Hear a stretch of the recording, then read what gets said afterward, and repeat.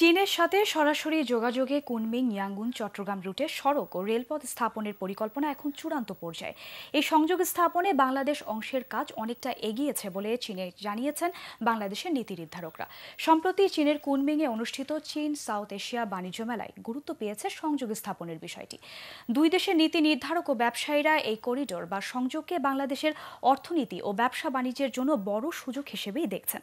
চীন থেকে ফিরে আলমগীর স্বপনের রিপোর্ট, ক্যামেরায় ছিলেন রিপন শেখ।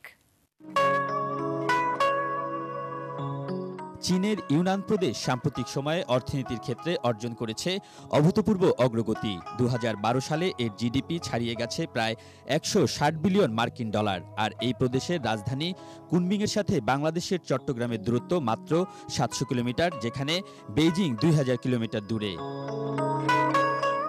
তাই বিশ্বের দ্বিতীয় বৃহত্তম অর্থনৈতিক শক্তি চীনের কৃষি ও শিল্প সমৃদ্ধ প্রদেশটি দক্ষিণ এশিয়া, বিশেষ করে বাংলাদেশের অর্থনীতি ও ব্যবসা বাণিজ্যের জন্য গুরুত্বপূর্ণ হয়ে উঠেছে।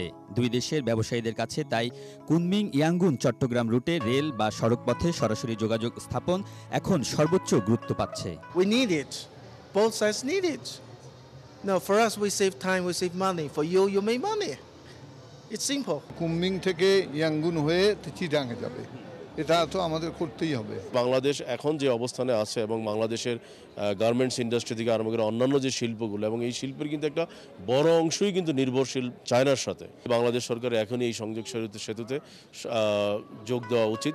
চীনের সাথে দক্ষিণ এশিয়ার সরাসরি যোগাযোগ স্থাপনের বিষয়টি সর্বোচ্চ গুরুত্ব পাচ্ছে নীতি নির্ধারকদের কাছেও। এক্ষেত্রে বাংলাদেশের দুই প্রধান দলের নীতি নির্ধারকরা একমত ছিলেন চীনে। বিশ্বে 1 নম্বর অর্থনৈতিক সমৃদ্ধ দেশে রূপান্তরিত হবে, সেই দেশের সাথে আমাদের সরাসরি যদি সম্পর্ক থাকে, আমাদের ট্রেন কমিউনিকেশন, রোড কমিউনিকেশনের এবং আমাদের যে ডিপ সিপোর্টের মাধ্যমে সম্পর্ক থাকে, তাহলে আমাদের অর্থনৈতিক উন্নয়নটাও আরও গতিশীলতা পাবে। চায়না, মিয়ানমার, বাংলাদেশের সাথে রাস্তার যোগাযোগ, রেল যোগাযোগ এর অত্যন্ত প্রয়োজন। আগামী দিনে আমরা যদি দায়িত্ব পাই তাহলে এটা গুরুত্ব দেব এবং এটা অগ্রাধিকার দেওয়া হবে। নীতি নির্ধারকরা বলছেন, চট্টগ্রামে চীনের অর্থায়নে ডিপ সিপোর্ট নির্মাণের সিদ্ধান্তের ক্ষেত্রে কুনমিং ইয়াঙ্গুন চট্টগ্রাম করিডোর নির্মাণ বা সংযোগ জরুরি। তবে এই রেল ও সড়ক সংযোগ কোন পথে হবে এর চূড়ান্ত রূপরেখা এখনো হয়নি।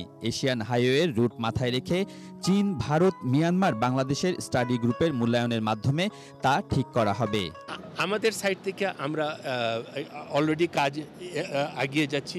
আমাদের 4 লেন ঢাকা চট্টগ্রাম হাইওয়ে প্রায় শেষ হয়ে আসছে। সেটাকে আরও আগিয়ে আমরা একেবারে গুন্ডুং পর্যন্ত নিয়ে যাব। চায়না নিশ্চয়ই, যখন এরা এত গুরুত্ব দিচ্ছে, নিশ্চয়ই এরা তাড়াতাড়ি কাজ আরম্ভ করবে। তারা বলছেন, এক ইউরোপের মতো এক এশিয়ার স্বপ্ন বাস্তবায়নে এই সংযোগ হবেই। এখন শুধু প্রয়োজন দ্রুত পদক্ষেপ। চীনের কুনমিংয়ের এই পথ বা মহাসড়ক মিয়ানমারের ইয়াঙ্গুন হয়ে মিলতে পারে বাংলাদেশের সাথে।